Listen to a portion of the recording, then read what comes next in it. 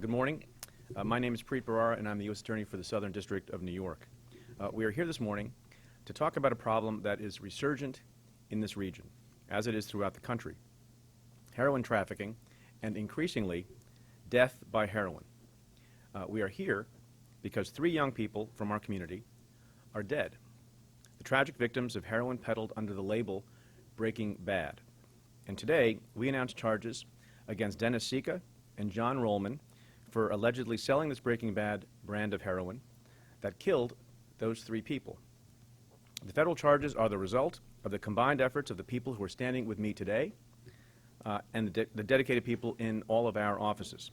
I am joined by Bill Grady, the District Attorney for Dutchess County, by Jamie Hunt, the Acting Special Agent in charge of the New York Office of the Drug Enforcement Administration, and Captain John Watterson of the Dutchess County Sheriff's Office.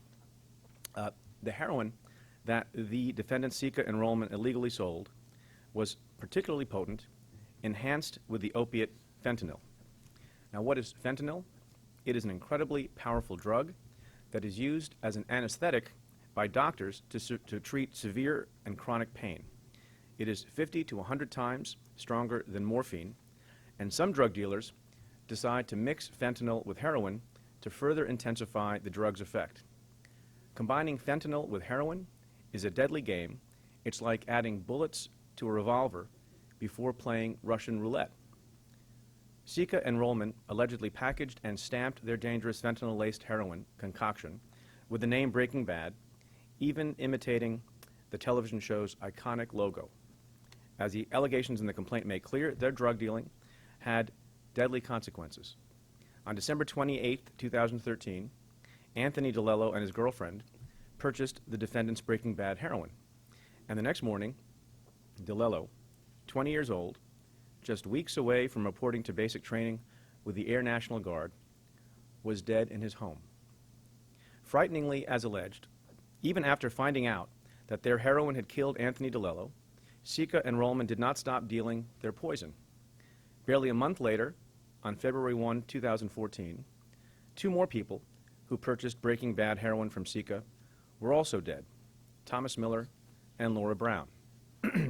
Thomas Miller, a 31-year-old father of 2 young daughters, was found dead at his home in Pawling, New York, surrounded by a used hypodermic needle and empty glassine bags stamped Breaking Bad.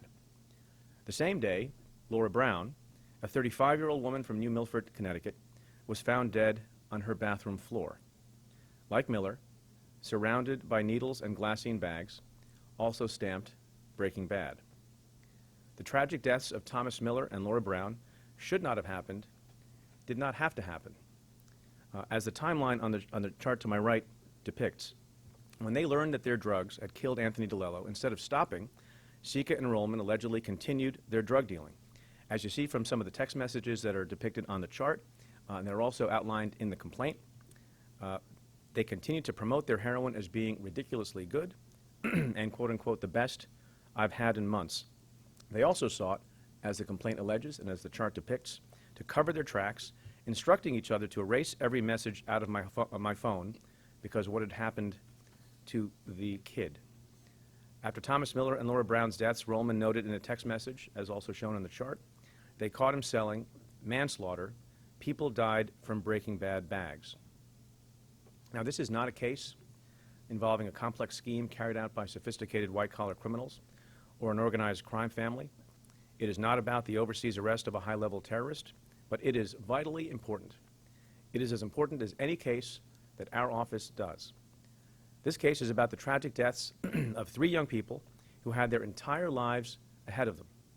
It is about our children, about our neighborhoods, and about confronting the epidemic of heroin and prescription painkiller abuse spreading across Dutchess County and our entire country. This national law enforcement and health crisis is growing at an alarming rate, as many people in law enforcement have been pointing out for a while now. Heroin seizures in the New York area have gone up 110% since 2009, with New York State accounting for 1/5 of all nationwide heroin seizures. Heroin overdose deaths went up 45% from 2006 to 2010 and continues to rise.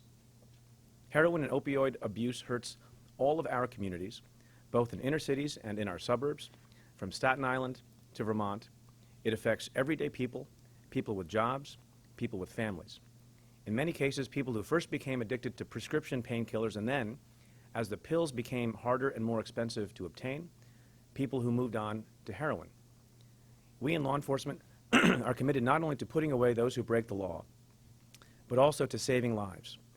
That is why we hope that the case we announced today might help sound the alarm about heroin and opioid abuse.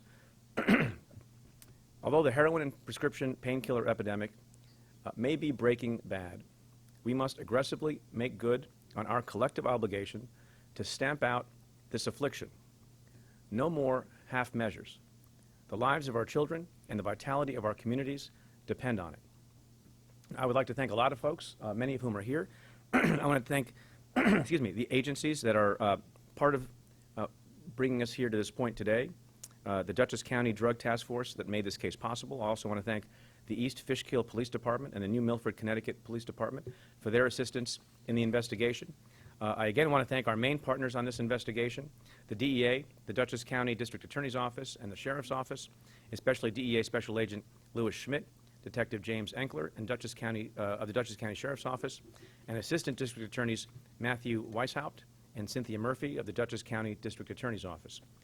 Finally, I want to thank and recognize the dedicated career prosecutors from my own office for their really outstanding work and dogged investigation in prosecuting this case and so many other cases. They are Assistant U.S. Attorney Scott Hartman, and the chiefs of our office here in White Plains, Assistant U.S. Attorneys Mimi Roca, Todd Blanche, and Perry Carbone. And now, without any further ado, I'd like to call to the podium Bill Grady, the Dutchess County District Attorney. Thank you.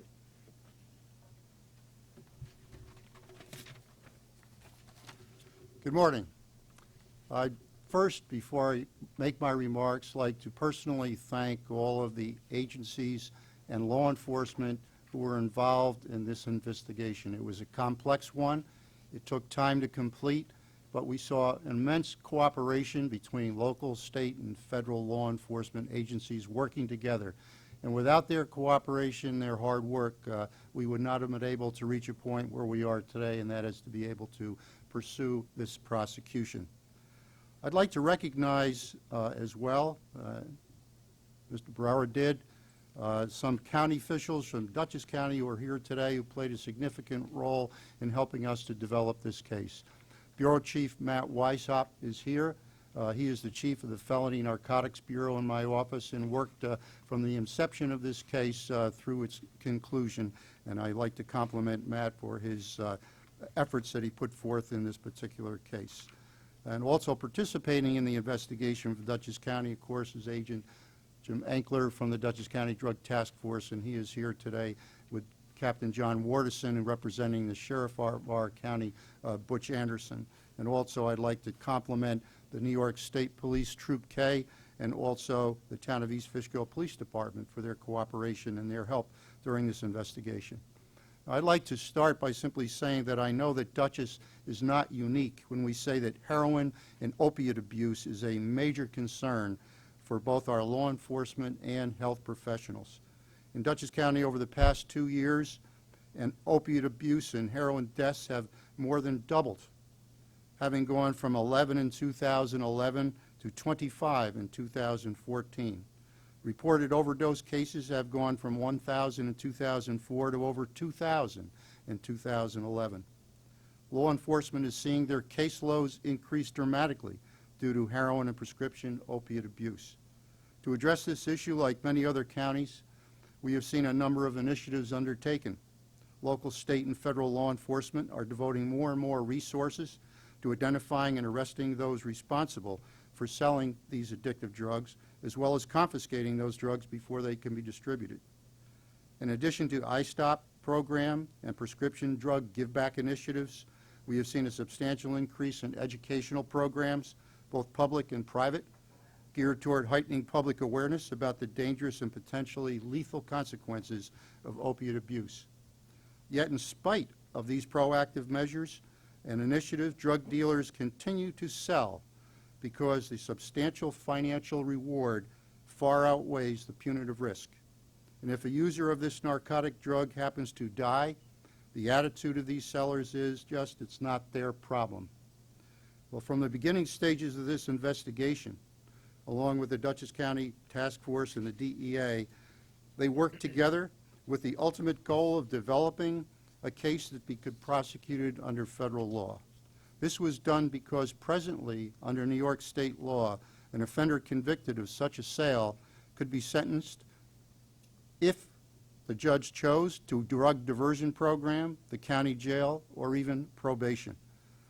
Such sentences under these facts are simply outrageous and unacceptable.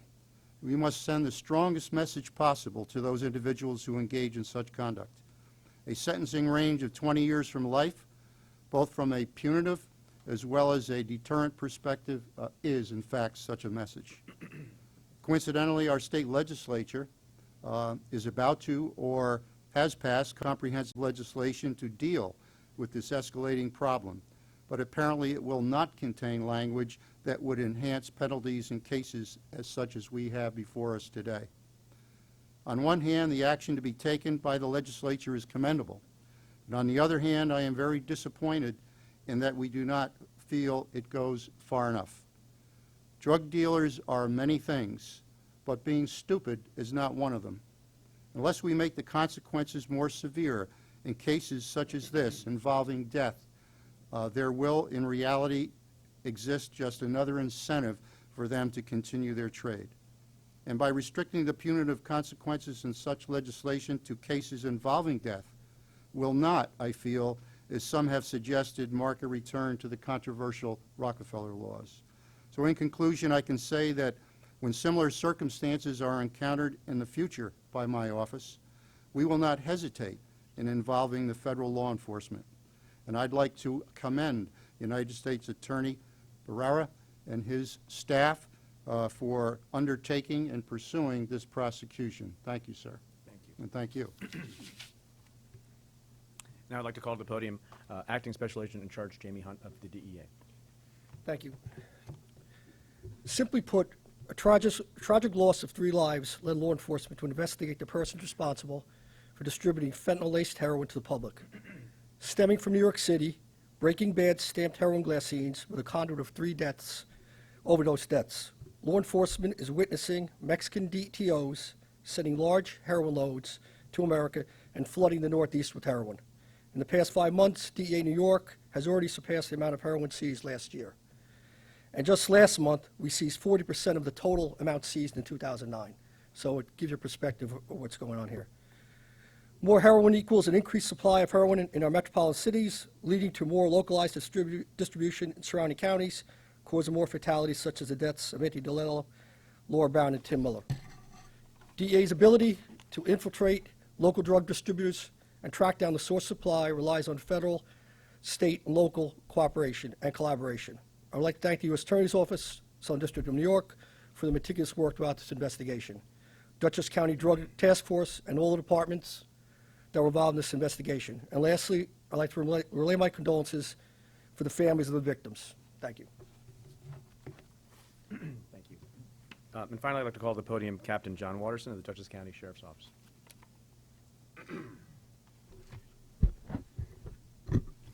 Good morning.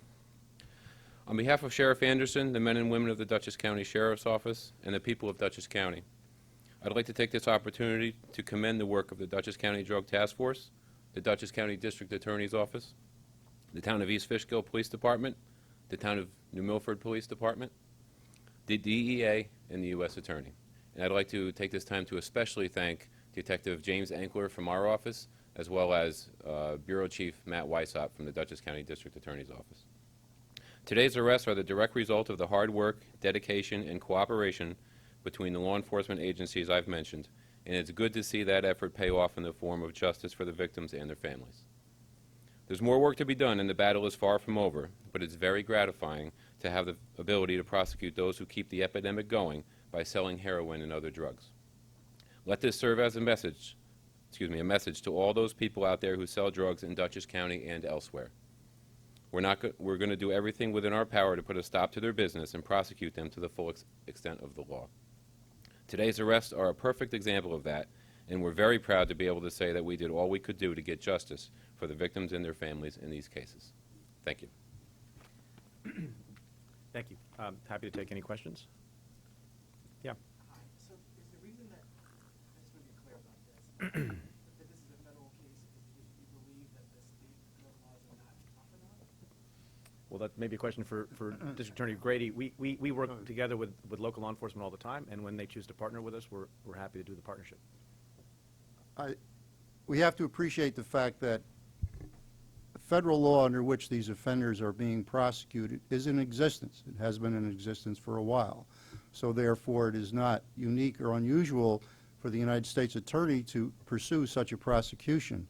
However, it is unique and it is unusual for a local district attorney to request that the United States Attorney allow him to join with him, not only to develop the case, but encourage him to prosecute these types of offenders. And the reason, of course, is because, according to what I feel, the existing New York State law is totally inadequate to effectively deal with cases such as this. And I want to confine my remarks to those cases involving deaths of the user, because the option available under state law, if these offenders were prosecuted at our level, allows the court to impose a sentence of either probation,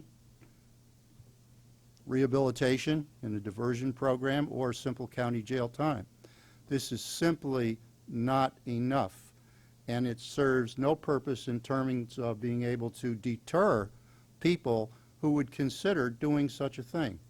And the point that I'm making is we must enhance the laws. The legislature, our state legislature, must be aware of these terrible consequences. I think this case illustrates very poignantly the point that I am trying to make, and hopefully in the future, when they do consider this type of legislation again, and I'm sure they will, that they will come to an accord and an agreement and pass the legislation that's necessary. Okay, does that answer your question? Okay. Another one for Greg. Do you have any specifics on the kind of extra sentencing or punitive measures you'd like to see? Well, in this particular case, federal law, and correct me if I'm wrong, Mr. Barrar, but the court can sentence the offender from 20 years to life in prison as one of the options available. Under the proposed law in New York State that was passed just recently by the Senate, such an offense as this would have been punishable as a Class A1 felony under our laws, which would have carried with it a sentence of up to 25 years to life as the maximum. That proposal passed the Senate, but it did not go anywhere in the Assembly, and I guess we're at a point now where within the next day or so we'll find out what type of compromises have been made on that particular issue. But I'm led to believe, based on what's been reported in the media, that the enhanced sentencing provisions of the proposed legislation will not happen at this time. Okay? So to your knowledge, is Breaking Bad still on the streets? Was this a drug that was cooked up in Dutchess, or was it Manhattan, Mexico? Yeah, we are not alleging that we have gotten to the bottom of everything that went on here, and that all the suppliers and the distribution network have been brought to justice. So like all other investigations that involve this kind of activity and conduct, it's ongoing, and we'll have more to report later, perhaps. Great. Thanks, everyone. Okay. And like businesses always seem to target, when there's more sort of demand. So, I mean, you talked about the punitive, you mentioned the education programs. Is there more that can be done to reduce the demand within New York and the state? Yeah, look, I mean, when it comes to any kind of problem, whether you're talking about public corruption, or you're talking about corruption on Wall Street, or you're talking about this kind of behavior, public education plays a very important role. I mean, part of the problem that we're having with the resurgence of heroin is because there's an epidemic of people taking painkillers who shouldn't be. And in some ways, painkillers have become a gateway drug to heroin, and so we need to make sure that there's public education about how dangerous painkillers can be. And part of what we're doing today, by announcing this publicly in front of all of you, and the partnership that is unusual, but as District Attorney Grady points out, important and effective in this case, is to get the word out that bad things are happening, and they're happening in every kind of community, wealthy communities and middle-class communities and poor communities. And it's so bad that people are dying.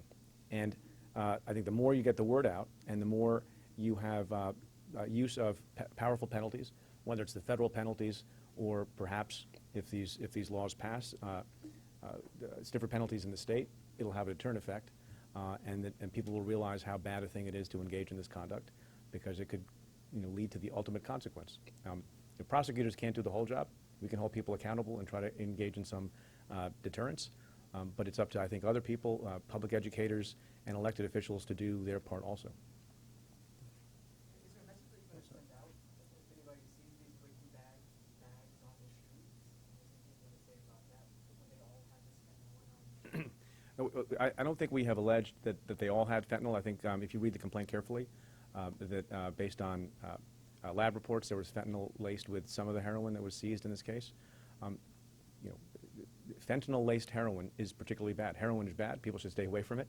And that's the message I think that law enforcement has been saying for a very, very long time. What we're saying now that's a little bit different is that you have people who are trying to juice up their heroin by using fentanyl, which I said I think is 50 to 100 times more potent than morphine, and can cause in healthy young adults death pretty quickly. So the message is a simple one. Don't do it. Thanks, everyone.